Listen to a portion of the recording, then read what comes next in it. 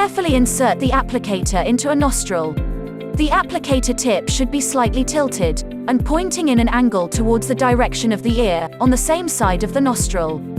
This means tip pointing towards left ear while treating the left nostril, and right ear when it's the right nostril. If possible, use the right hand to spray into the left nostril, and the left hand to spray into the right nostril. These steps are highly recommended because it helps to prevent spray solution to drip into the throat or into the septum of the nose, which are both sensitive and can be easily irritated.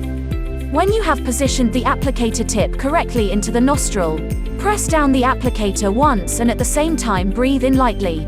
After 3 seconds, repeat for both nostrils to get 2 sprays each. It is normal for nose to be slightly runny for 10 to 20 minutes after using. If there is excess fluid from the nose, use a piece of tissue to dab it away.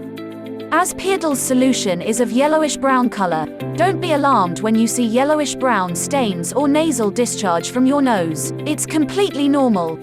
Repeat application after 4 hours if necessary, up to 4 times a day.